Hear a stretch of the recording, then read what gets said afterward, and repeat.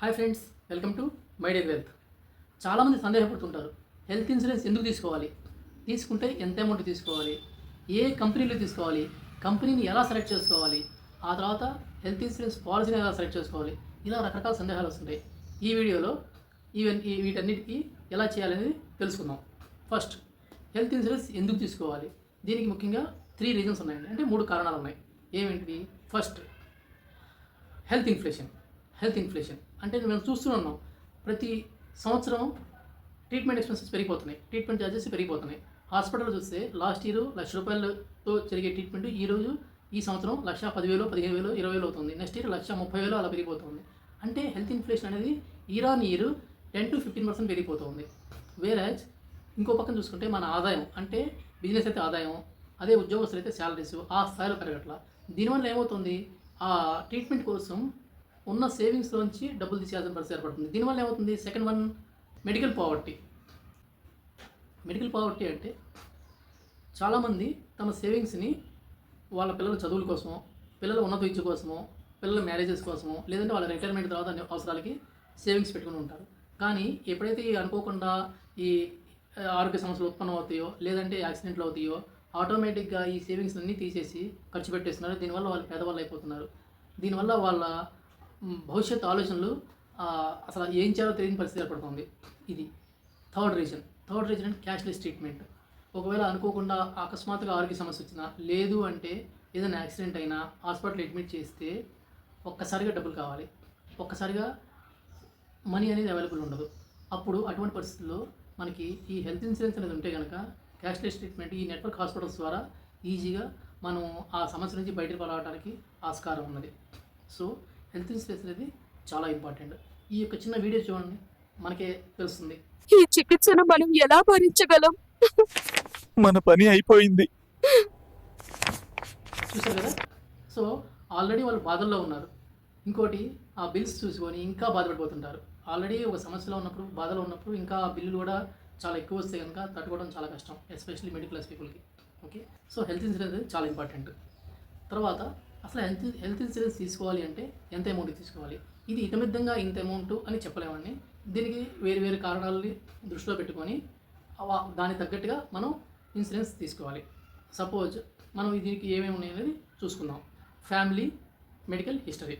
Suppose మన పేరెంట్స్కో, grand పేరెంట్స్కో ఏదైనా health problems ఉన్నాయనుకోండి, జెనెటికల్గా మనకు కూడా అవి పాస్ అయ్యే అవకాశాలు ఎక్కువ ఉంటాయి. కాబట్టి ఆ హెల్త్ ప్రాబ్లమ్స్కి మనం ఉండే ప్లేస్లో ఎంతెంత ఖర్చులు అవుతున్నాయి అనేది దృష్టిలో పెట్టుకొని ఇన్సూరెన్స్ తీసుకోవాలి. అలాగే pre existing diseases. Suppose policy హోల్డర్కి ఆల్రెడీ ఏదైనా డిసీజెస్ ఉంటే కనుక పాలసీ తీసుకునేటప్పుడు ఉన్న ఏదైతే ఆరోగ్య సంస్థలోనే వాటికి ఎంత ఖర్చు అవుతుంది ట్రీట్మెంట్కి అనేది దృష్టిలో పెట్టుకొని పాలసీ తీసుకోవాలి. ఇంకోటి ముఖ్యంగా చెప్పొచ్చేది ఏంటంటే, ఇక్కడ ప్రీ ఎగ్జిస్టింగ్ డిసీజెస్ అనేది పాలసీ తీసుకునే ముందే వాళ్ళకి డిస్క్లోజ్ చేయాలి. లేని పక్షంలో సబ్సిక్వెంట్గా కనుక ఆ క్లెయిమ్ పెడితే వాళ్ళు ఆ క్లెయిమ్ని రిజెక్ట్ చేస్తారు. ఇంకొకటి ఏంటంటే, ఒకసారి వాళ్ళ పాలసీనే క్యాన్సిల్ చేసేయగలరు. అందువల్ల ఖచ్చితంగా ముందు ఉన్న ఆరోగ్య సమస్యలు అంటే ప్రీ ఎగ్జిస్టింగ్ డిసీజ్ని డిస్క్లోజ్ చేయాలి. ఓకే అండి, పాలసీ తీసుకునేప్పుడే డిస్క్లోజ్ చేయాలి. అండ్ నెక్స్ట్, అసలు పాలసీ తీసుకునేటప్పుడు ఇది ఒకటే కాకుండా మన లైఫ్ స్టైల్ కూడా దృష్టిలో పెట్టుకొని మనం హెల్త్ ఇన్సూరెన్స్ అనేది ఎంత అమౌంట్ అనేది తీసుకోవాలి. అండ్ ఇంకోటి, మనం ఏ సిటీలో ఉంటున్నాము అనే దాన్ని దృష్టిలో పెట్టి కూడా మనం హెల్త్ ఇన్సూరెన్స్ అనేది ఎంత అమౌంట్కో చెక్ చేసుకోవాలి. సపోజ్ మనం ఒక పెద్ద సిటీస్లో ఉన్నామంటే ఆటోమేటిక్గా అక్కడ హెల్త్ ఇన్సూరెన్స్ అనేది ఎక్కువ కావాలి, ఎందుకంటే అక్కడ ట్రీట్మెంట్ ఎక్స్పెన్సెస్ ఎక్కువ ఉంటాయి. అదే టైర్ 2 సిటీస్లో హెల్త్ ఇన్సూరెన్స్ రిలేటివ్లీ తక్కువగా ఉన్నా పర్వాలేదు, ఎందుకంటే అక్కడ టైర్ 2 సిటీస్లో ట్రీట్మెంట్ ఎక్స్పెన్సెస్ తక్కువ ఉంటాయి కాబట్టి. అండ్ మన ప్రొఫెషన్ అది ఒక సేఫ్ జోన్లో చేసే ప్రొఫెషన్ అయితే పర్వాలేదు. అదే కొంచెం అన్సేఫ్ జోన్లో చేసే ప్రొఫెషన్ అయితే కనుక సో హెల్త్ ప్రాబ్లమ్స్ రావడానికి, యాక్సిడెంట్స్ రావడానికి ఆస్కారం ఎక్కువ ఉంటుంది. కాబట్టి ఎక్కువ పాలసీ అంటే ఎక్కువ అమౌంట్ ఉన్న పాలసీ తీసుకోవాలి. And family suppose wife, husband and ఒక బేబీ ఉన్నారనుకోండి, అంటే ఒక సన్ కానీ డాటర్ కానీ, అలాంటి ఫ్యామిలీ చిన్న ఫ్యామిలీ కాబట్టి వాళ్ళకి రిలేటివ్లీ తక్కువ పాలసీ ఉంటే సరిపోతుంది, తక్కువ అమౌంట్ ఉన్న పాలసీ తీసుకుంటే సరిపోతుంది. అదే కనుక wife and husband and 3 children and 2 parents ఉన్నారనుకోండి, సో పెద్ద ఫ్యామిలీ, ఆటోమేటిక్లీ వాళ్ళకి ఎక్కువ ఇన్సూరెన్స్ తీసుకోవాలి. అలాగే వాళ్ళ ఏజ్ని బట్టి కూడా ప్రీమియం అనేది పెరుగుతుంది. సో వీటన్నిటిని దృష్టిలో పెట్టుకొని మనం ఒక అమౌంట్ అనేది అవ్వాలి. బట్ ఐడియలిస్టిక్గా ఈరోజున్న ఇన్ఫ్లేషన్ని వీటన్నిటిని దృష్టిలో పెట్టుకొని మినిమం కనుక 10 lakhs పాలసీ ఉంటే కనుక బెటర్గా ఉంటుందని నా వ్యక్తిగత అభిప్రాయం మినిమంగా. సో హెల్త్ ఇన్సూరెన్స్ తీసుకున్న తర్వాత మనం ప్రీమియం అనేది పే చేస్తాం. ఈ ప్రీమియం అనేది సబ్స్క్రిప్షన్ ఫీ లాంటిది. అంటే మనం యూజ్ చేసుకున్నా చేసుకోకపోయినా ప్రతి సంవత్సరం అది ఆ ప్రీమియం కట్టుకుంటూ ఉండాలి. ఈ ప్రీమియం మంత్లీ కట్టుకోవచ్చు, క్వార్టర్లీ కట్టుకోవచ్చు, హాఫ్ ఇయర్లీ కట్టుకోవచ్చు, లేదంటే యాన్యువల్లీ కూడా కట్టుకోవచ్చు. సో ఈ పాలసీ తీసుకోవడం వల్ల అసలు బెనిఫిట్ ఏంటి అని తెలుసుకుందాం. ఈ పాలసీ తీసుకోవడం వల్ల బెనిఫిట్ ఏంటి తెలుసుకుందాం. ఒకప్పుడు హెల్త్ ఇన్సూరెన్స్ పాలసీస్లో మినిమం 24 hours హాస్పిటలైజేషన్ అయితేనే ఈ హెల్త్ ఇన్సూరెన్స్ అనేది కవర్ అయ్యేది. కానీ ఇప్పుడు మోడర్న్ కాంప్రహెన్సివ్ హెల్త్ ఇన్సూరెన్స్ రకరకాలుగా బెనిఫిట్స్ ఇస్తున్నాయి. ఎట్లా అంటే ఈ రోజుల్లో మెడికల్ అడ్వాన్స్మెంట్స్ వల్ల డే కేర్ ట్రీట్మెంట్ జరుగుతుంది. అంటే మార్నింగ్ అడ్మిట్ అవుతారు, ప్రొసీజర్ జరుగుతుంది, ఈవినింగ్ డిశ్చార్జ్ చేస్తున్నారు. సో వీటికి కూడా ఇవి కవర్ అవుతాయి. అలాగే pre and post hospitalization expenses అంటే సపోజ్ ఒక పాలసీ హోల్డరు ఏదో ఆరోగ్య సమస్యతో డాక్టర్ దగ్గరికి వెళ్తాడు. ఆయన టెస్టులు రాయించి ఆ టెస్టులు వచ్చినాక రిజల్ట్స్ వచ్చినాక చూసి ఏదైనా సర్జరీ చేయాలి అని అడ్మిట్ అవ్వండి అని అంటే కనుక ఇప్పుడు ఎప్పుడైతే సర్జరీ అడ్మిట్ అవుతారో అప్పటి నుంచి 30 నుంచి 60 రోజుల ముందు దాకా ఏమైతే టెస్టులు చేయించుకున్నారో, ఏమైతే కన్సల్టేషన్ అయినాయో అవన్నీ రీయింబర్స్ చేసుకోవచ్చు. అలాగే హాస్పిటల్ అడ్మిట్ అయ్యి డిశ్చార్జ్ అయినాక ఒక 180 days వరకు పోస్ట్ ఆపరేషన్ అంటే ఆపరేషన్ జరిగినాక డాక్టర్ విజిట్స్ అంటే ఫాలోఅప్ విజిట్స్ ఉంటాయి. ఆ follow up visits, medicines, investigations and physiotherapy ఇవన్నీ కూడా రీయింబర్స్ చేసుకోవచ్చు. అంబులెన్స్ ఛార్జెస్ ఒకవేళ అనుకోకుండా ఏదైనా హెల్త్ ప్రాబ్లం వచ్చినా, యాక్సిడెంట్ అయినా అంబులెన్స్లో హాస్పిటల్కి తీసుకెళ్తారు కదండి, అంబులెన్స్ హైర్ చేసుకుంటాం. ఆ అంబులెన్స్ ఛార్జెస్ కూడా రీయింబర్స్ అవుతాయి. ఆయుష్ ట్రీట్మెంట్స్ అంటే యునాని, ఆయుర్వేద, యోగా, హోమియోపతి ఈ ట్రీట్మెంట్స్ కూడా ఈ ఇన్సూరెన్స్ కవర్ చేస్తున్నాయి. 24/7 టెలికన్సల్టేషన్స్ కూడా కంపెనీస్ ప్రొవైడ్ చేస్తున్నాయి. ఆ కంపెనీ యాప్ ద్వారా డాక్టర్స్ని టెలికన్సల్టేషన్లోనే మనకున్న ఆరోగ్య సమస్యల గురించి సందేహాలు ఉంటే కనుక అవి నివృత్తి చేసుకోవచ్చు, అంటే సందేహాలు క్లియర్ చేసుకోవచ్చు. ఇంకోటి ప్రివెంటివ్ హెల్త్ చెకప్స్. ఈ కంపెనీస్ ఈ పాలసీ హోల్డర్స్కి ఎవ్రీ ఇయర్ ఒకసారి ప్రివెంటివ్ హెల్త్ చెకప్స్ ప్రొవిజన్ ఇస్తుంది. ఇవి వాళ్ళకి కొన్ని నెట్వర్క్ ల్యాబ్స్ ఉంటాయి, వాటి ద్వారా పాలసీ హోల్డర్స్ టెస్టులు చేయించుకోవచ్చు. ఇవన్నీ బెనిఫిట్స్ ఉన్నాయి కాబట్టి ఖచ్చితంగా హెల్త్ ఇన్సూరెన్స్ అనేది తీసుకుంటే మనకి పీస్ ఆఫ్ మైండ్ ఉంటుంది అండ్ ఫైనాన్షియల్ స్టెబిలిటీ అనేది ఉంటుంది, అంటే ఆర్థిక స్థిరత్వం ఉంటుంది. సో ఇప్పుడు మనము హెల్త్ ఇన్సూరెన్స్ ఇంపార్టెన్స్ తెలుసుకున్నాం. ఇప్పుడు సెలెక్ట్ చేసుకోవాలి, కంపెనీని ఎలా సెలెక్ట్ చేసుకోవాలి అండ్ కంపెనీ సెలెక్ట్ చేసిన తర్వాత ఏ పాలసీని సెలెక్ట్ చేసుకోవాలి ఇవి తెలుసుకున్నాం. కంపెనీని ఎలా సెలెక్ట్ చేసుకోవాలంటే ముఖ్యంగా నాలుగు కారణాలు దృష్టిలో పెట్టుకొని చేసుకోవచ్చు. 4 ఫ్యాక్టర్స్ని దృష్టిలో పెట్టుకొని చేసుకోవచ్చు. అవేమంటే ఫస్ట్ది క్లెయిమ్ సెటిల్మెంట్ రేషియో అంటే మొత్తం టోటల్ క్లెయిమ్స్లో ఎన్ని క్లెయిమ్స్ సెటిల్ అవుతున్నాయి అనేది క్లెయిమ్ సెటిల్మెంట్ రేషియో. అది కనుక 95% కంటే ఎక్కువ ఉంది అంటే కనుక అది మంచి కంపెనీ అని. అలాగే ఇంకర్డ్ క్లెయిమ్ రేషియో అంటే ఐసీఆర్ అంటే మొత్తం వాళ్ళు కలెక్ట్ చేసిన ప్రీమియంలో ఎంత అమౌంట్ని వీళ్ళు క్లెయిమ్స్ ద్వారా పాలసీ హోల్డర్ పే చేస్తున్నారు అనేది ఐసీఆర్, ఇన్కర్డ్ క్లెయిమ్ రేషియో. ఇది కనుక 65 to 80% ఉంటే కనుక ఆ కంపెనీ హెల్తీ జోన్లో ఉన్నట్టు. ఒకవేళ ఈ ఐసీఆర్ అనేది <50% ఉందంటే కనుక ఆ కంపెనీ పాలసీస్ని ఓవర్ ప్రైస్ చేసినట్టు, అంటే ఎక్కువ ప్రైస్ చేసి అమ్ముతున్నట్టు. అదే కనుక ఈ ఐసీఆర్ వాల్యూ 100% కంటే ఎక్కువ ఉంది అంటే ఆ కంపెనీ ఎక్కువ కాలం సస్టైన్ అవ్వలేదు. ఎందుకంటే వాళ్ళకు వచ్చే ప్రీమియం కంటే వాళ్ళు ఎక్కువ అమౌంట్ డిస్పర్స్ చేస్తున్నారంటే వాళ్ళు ఎక్కువ కాలం మార్కెట్లో ఉండలేరు అని. నెక్స్ట్ సాల్వెన్సీ రేషియో అంటే వీళ్ళు కంపెనీ పాలసీ హోల్డర్కి క్లెయిమ్స్ పే చేస్తున్నారు కానీ వాళ్ళు పే చేసే ప్రతి 100 రూపీస్కి 150 రూపీస్ రిజర్వ్స్ మినిమం ఉండాలని IRDAI నిర్ధారించింది. అంటే insurance regulatory and development authority of India. ఇది ఇన్సూరెన్స్ సెక్టర్ని కంట్రోల్ చేస్తుంది అండ్ సూపర్వైజ్ చేస్తుంది. సో వాళ్ళు చెప్పారు, సో 150% మినిమం సాల్వెన్సీ రేషియో ఉండాలని. అంతకంటే తక్కువ ఉన్నదనుకోండి, 150% కంటే తక్కువ, ఆ కంపెనీ ఎక్కువ కాలం సర్వైవ్ అవ్వలేదు. ఒకవేళ అది 200% కంటే ఎక్కువ ఉంటే కనుక కంపెనీ చాలా స్ట్రాంగ్ ఉన్నట్టు, చాలా హెల్తీగా ఉన్నట్టు. సో ఈ ఎస్ఆర్ అంటే సాల్వెన్సీ రేషియో అనేది మినిమం 150% అన్నట్టుగా చూసుకోవాలి. నెక్స్ట్ కంప్లైంట్ రేషియో అంటే ప్రతి 10,000 పాలసీస్లో ఎన్ని కంప్లైంట్ వచ్చినాయి అనేది కంప్లైంట్ రేషియో. ఈ కంప్లైంట్ రేషియో తక్కువ ఉంటే మీనింగ్ ఏంటంటే చాలా చాలా చాలా బాగా కస్టమర్ సర్వీస్ ఉన్నట్టు. సో ఈ 4 అంటే claim settlement ratio, incurred claim ratio, solvency ratio and complaint ratio.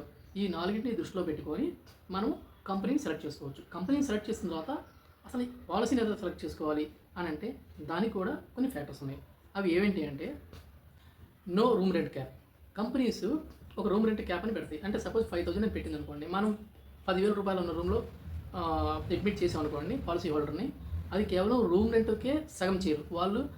Doctor charges, surgery charges, nursing charges అన్నీ 50% చేస్తారు. అంటే 4 lakhs కనుక సపోజ్ క్లెయిమ్ పెట్టుకుంటే వాళ్ళు 2 lakhs ఇస్తారు. ఓన్లీ రూమ్ రెంటే కాదు 50% చేస్తారు, అన్నిటి ఆఫ్ చేస్తారు. కాబట్టి ఇది చాలా కాస్ట్లీ మిస్టేక్ చేస్తారండి, కాస్ట్లీ మిస్టేక్ చేస్తారు. కాబట్టి దీని పాలసీ హోల్డర్స్ బాగా దృష్టిలో పెట్టుకొని రూమ్ రెంట్ క్యాప్ అనేది లేకుండా చూసుకోవాలి.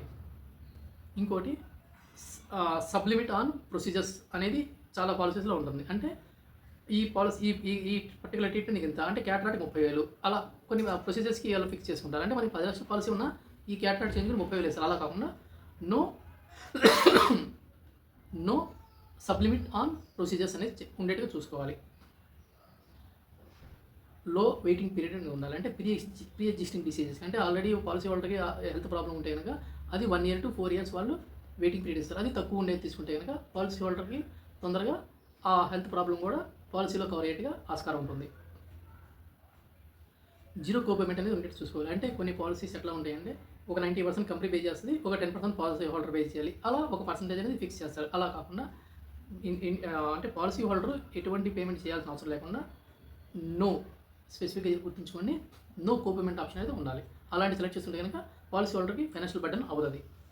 Cashless approval turn around time అంటారు. అంటే క్యాష్లెస్ అప్రూవల్ తీసుకోవాలి. వీళ్ళు ఎక్కడ నుంచి తీసుకుంటారు? ఈ హాస్పిటల్స్ వాళ్ళు ఎక్కడ నుంచి తీసుకుంటారంటే కంపెనీ నుంచి తీసుకుంటారు.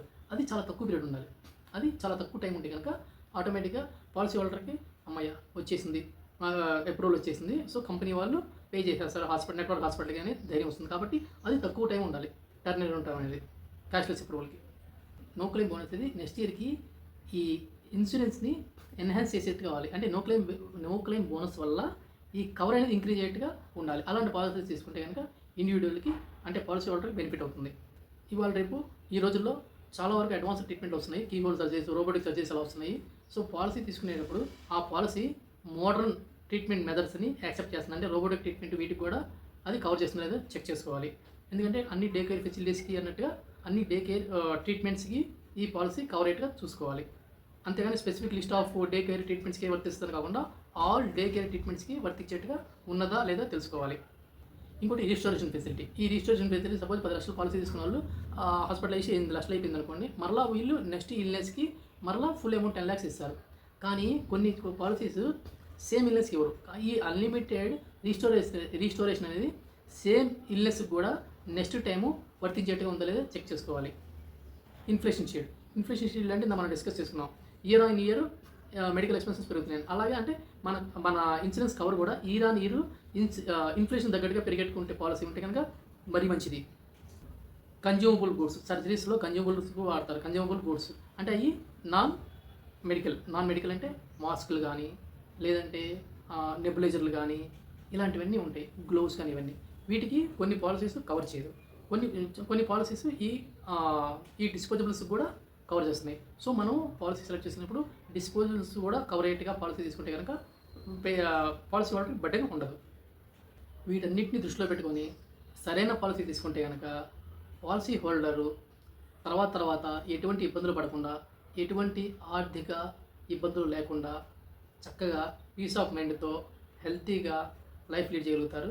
అండ్ వాళ్ళ పర్పస్ సర్వ్ అవుతుంది. అంతేగాని ప్రీమియం తక్కువ వస్తుంది కదా అనేసి ఏదో పాలసీ తీసుకుంటే సబ్సిక్వెంట్గా క్లెయిమ్స్ అప్పుడు వాళ్ళు చాలా లాస్ అవుతారు. కాబట్టి ప్రీమియం ఒకటే బేసిస్ కాకూడదు. ఇప్పటికీ ప్రీమియం కొంచెం ఎక్కువైనా ఇవన్నీ కవర్ అయ్యేట్టుగా పాలసీ తీసుకుంటే కనుక పాలసీ హోల్డర్కి ఫైనాన్షియల్ బర్డెన్ కాకుండా, అంటే ఆర్థికంగా ఎటువంటి ఇబ్బందులు లేకుండా ఆర్థిక స్థిరత్వం అంటే ఫైనాన్షియల్ స్టెబిలిటీ వస్తే పీస్ ఆఫ్ మైండ్ ఉంటుంది, చాలా హ్యాపీగా లైఫ్ లీడ్ చేయగలుగుతారు. వీటన్నిటిని దృష్టిలో పెట్టుకొని మీరు సరైన పాలసీ తీసుకొని కంఫర్టబుల్ లైఫ్ లీడ్ చేస్తారని, మీరు సరైన పాలసీ తీసుకోండి, హ్యాపీగా పీస్ ఆఫ్ మైండ్తో హెల్తీగా ఉండండి. All the best.